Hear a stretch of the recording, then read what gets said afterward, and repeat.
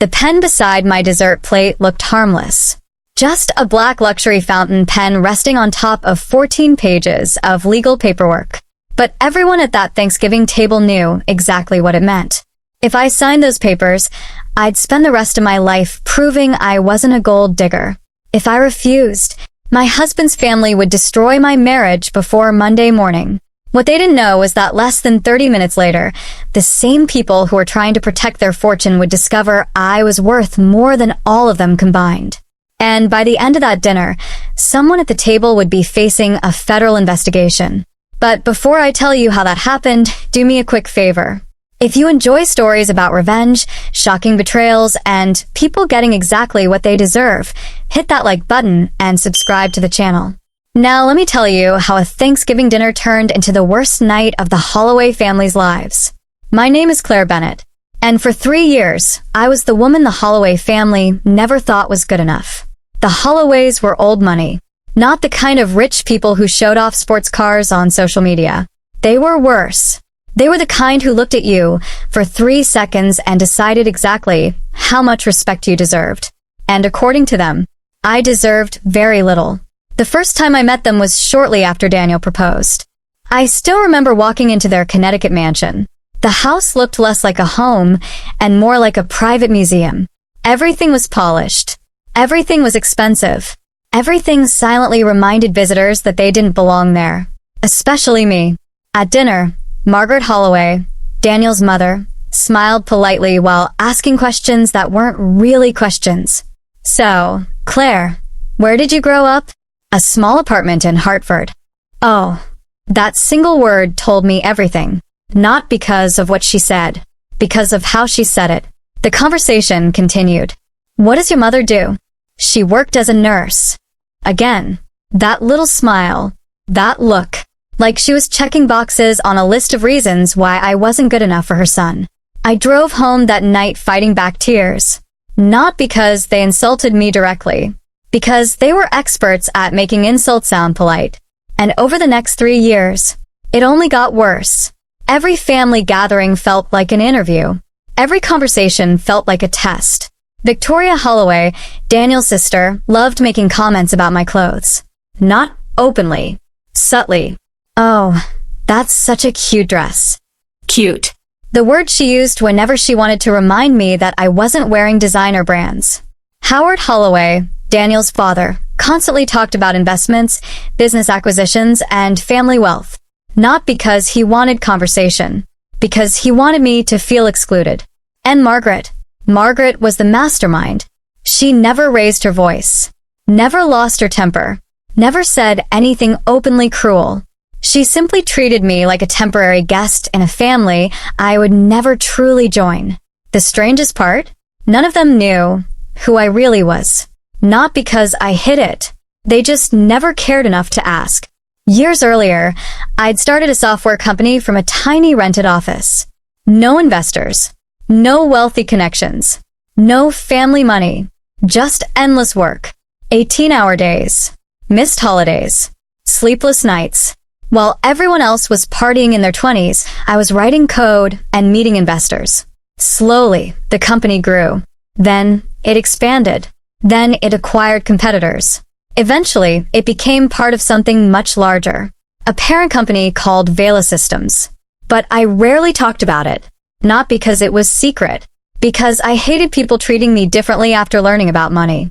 When Daniel and I met, he fell in love with me before he knew any of that. At least I thought he did. Back then, he seemed different from his family. Kinder. More grounded. More human. Whenever his family made little comments, he'd apologize afterward. They don't mean it. They just take time warming up to people. Don't let it bother you. For years, I believed him. For years, I convinced myself things would improve. Then Thanksgiving arrived. And everything changed. The dining room looked like something from a magazine cover. Crystal glasses sparkled beneath enormous chandeliers. Candles flickered across the table. Perfect silverware. Perfect decorations. Perfect food. And beneath all that perfection, something ugly was waiting. Dinner had gone unusually smoothly. Too smoothly. Which immediately made me suspicious. The Holloways were being nice. And that's when I knew something was coming. Dessert arrived. Then Margaret reached beside her chair. She removed a leather folder and slid it toward me. My stomach tightened instantly. I opened it. 14 pages. Legal documents. A postnuptial agreement. The room became very quiet. The kind of quiet that feels planned, prepared, rehearsed.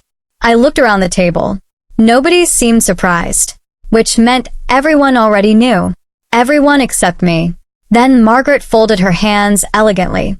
Sign it before dessert. Her voice was calm, gentle, dangerously calm. I looked at the document again. The terms were unbelievable. If Daniel and I ever divorced, I would leave with virtually nothing. No claims, no protections, no rights, nothing. It was written as though I had married Daniel specifically to steal family wealth. As though I were some kind of opportunist waiting for an opportunity. I looked at my husband. Finally. Surely he would stop this. Surely he would say something. Instead, Daniel stared into his wine glass, avoiding my eyes, avoiding responsibility, avoiding me, and somehow that hurt more than anything his family had ever done. Because for the first time, he wasn't standing beside me. He was sitting beside them. Margaret smiled faintly. You're intelligent enough to understand why families like ours require protection. Families like ours. There it was. The same message. The same insult. Just wrapped in prettier words. Howard leaned back confidently. Our family built everything from nothing. Victoria smirked. Honestly, considering Claire's background, this agreement seems generous. Background. That word again. Always background. Always where I came from. Never where I was. Never what I'd built. Never who I'd become. My hands felt cold. Not from fear. From disappointment. 3 years. 3 years of trying. 3 years of respect. 3 years of swallowing insults. And this was what they thought of me. A gold digger. A nobody. A threat. I slowly closed the document, placed both hands on the table, and looked directly at Margaret. Then I said 6 words that changed everything. I'm not signing that agreement. The room froze. Nobody moved. Nobody breathed. And for the first time all evening, every eye at the table was locked on me. The silence that followed felt endless. Howard slowly lowered his fork. Victoria's smirk disappeared. Even the sound of the fireplace seemed louder now. Margaret stared at me for several seconds before speaking. Her expression remained calm, but I could see irritation beginning to crack through the perfect mask she wore. Then you leave us with no choice, she said softly. We'll begin annulment proceedings immediately. The words hung in the air. Most people would have panicked. 3 years earlier, I probably would have, but something inside me had changed. Years of being underestimated had taught me patience. Years of being judged had taught me restraint. And years of building a business had taught me one simple lesson. Never reveal your hand until the game is over. Across the table, Daniel finally looked at me. His face was pale. Claire, he started. But he didn't finish. Because he knew. He knew this had gone too far. The problem was that he had stayed silent for so long that his voice no longer mattered. Then Preston Reed adjusted his expensive watch. Victoria's husband. The family lawyer. The man who always acted like he was the smartest person in every room. He leaned forward confidently. We reviewed your company filings. A smug smile appeared on his face. Your business reported approximately $48,000 in income last year. Several people around the table relaxed. They thought Preston had won. They thought he had exposed me. We simply want transparency, he continued. Nothing more. I stared at him quietly. Then I smiled. Not an angry smile. Not a nervous smile. The kind of smile people make when they already know how the story ends. Take out your phones, I said. Nobody moved. Search Vela Systems. Victoria laughed. Why would we do that? Because, I replied calmly, you're about to understand how little you know about me. Daniel was the first to unlock his phone. His fingers moved across the screen. A few seconds later, his face lost all color. The phone nearly slipped from his hand. My heart didn't race. I didn't feel nervous. I simply watched the realization hit him. Howard frowned. What is it? Without answering, Daniel turned his phone toward his father. Howard grabbed it, looked at the screen, and froze. Then Victoria reached for her own phone. A moment later, she stopped breathing. At least it seemed that way. The confidence vanished from her face. The room suddenly felt very different, like the air pressure had changed. Margaret remained still, but for the first time since I'd known her, I saw uncertainty. Real uncertainty. Claire, Daniel whispered. What is this? I folded my hands calmly. Vela Systems. Nobody spoke. So, I continued. The parent company owns technology firms, financial service groups, cybersecurity companies, and software platforms operating in 12 countries. Victoria looked back down at her phone, then up at me, then back down again, like she was hoping reality would change. It didn't. The latest valuation was displayed clearly on every screen. Over $2 billion. The Holloway family fortune wasn't even close. Not even remotely close. The people who had spent years treating me like a gold digger had just discovered they were sitting across from someone wealthier than all of them combined. You built this? Howard finally asked. His voice sounded weak. I nodded. I founded the original company when I was 24. Nobody moved. Nobody spoke. The Holloways had spent years assuming they were the powerful ones. Now they were discovering they had never been in control at all. You never told us, Victoria whispered. I looked directly at her. I never hid it. The words landed like a hammer. You just never cared enough to ask. Nobody had a response. Because it was true. Every conversation had focused on where I came from. Never where I was going. Never what I'd accomplished. Never who I actually was. The room remained silent. Then I reached into my handbag and removed a thick manila folder. The moment Howard saw it, something changed in his expression. Instinct. Fear. People who spend their lives in business know exactly what bad news looks like. And that folder looked like bad news. Very bad news. I placed it carefully on the table. Since we're discussing financial transparency tonight, I said, there are a few things your family should know. Howard's jaw tightened. What things? I opened the folder. The pages slid across the polished wood. 18 months ago, several Holloway properties were refinanced through Meridian Capital Partners. Howard immediately sat upright. His eyes locked onto the documents. I continued. I acquired controlling ownership of Meridian last year. For the first time all evening, Howard looked scared. Real fear. The kind money can't hide. Then, he suddenly stood up. What exactly are you implying? Sit down, Howard. The words left my mouth before I even thought about them. And, to everyone's surprise, he sat down. Immediately, the room noticed. So, did he? The realization embarrassed him instantly. But it was too late. The power dynamic had already shifted. I turned another page. Your commercial credit line entered technical default 30 days ago. Victoria blinked. What? Howard looked furious. But he wasn't denying it, which told everyone exactly what they needed to know. The Holloway empire wasn't nearly as stable as it appeared. Then I looked toward Preston. The moment our eyes met, his confidence disappeared. Because he knew what was coming. I could see it. There's also the matter of your investment account. Preston's face went pale. Victoria looked confused. What account? I opened another document. Information connected to Peleus Pharma.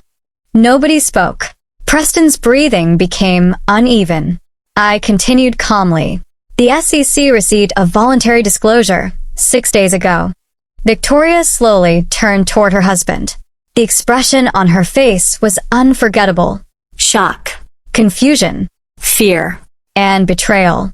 Preston, she whispered.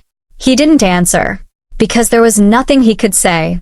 Then suddenly headlights appeared through the large dining room windows. Everyone looked outside. 2 black SUVs rolled slowly into the driveway.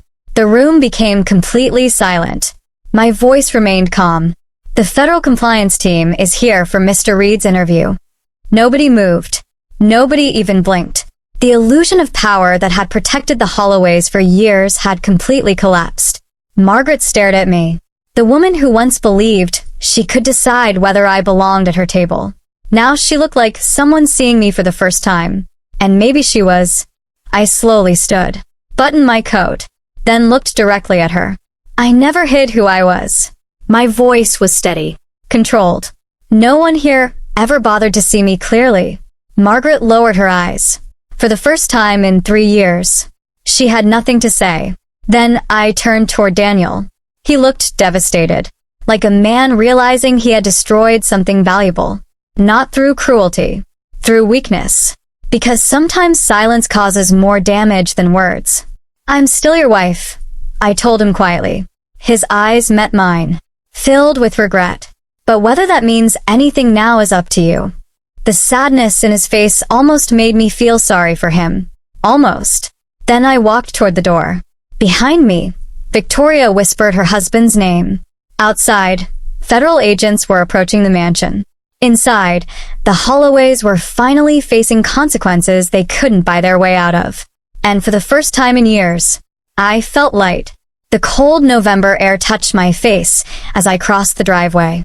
I climbed into my car, started the engine, and looked one last time at the mansion behind me.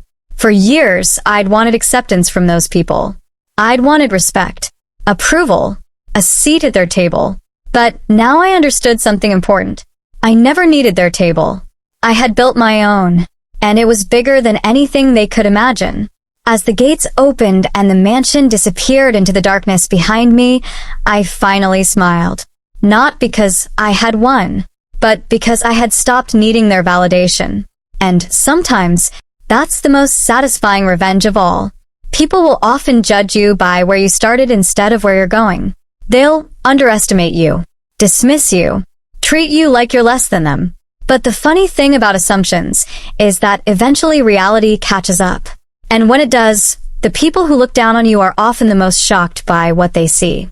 If you enjoyed this story, make sure to like this video and subscribe for more shocking Reddit revenge stories, family drama, betrayals, and satisfying karma moments. And tell us in the comments, what was the biggest mistake the Holloway family made, underestimating Claire, or judging her without ever knowing who she really was? Thanks for watching, and we'll see you in the next story.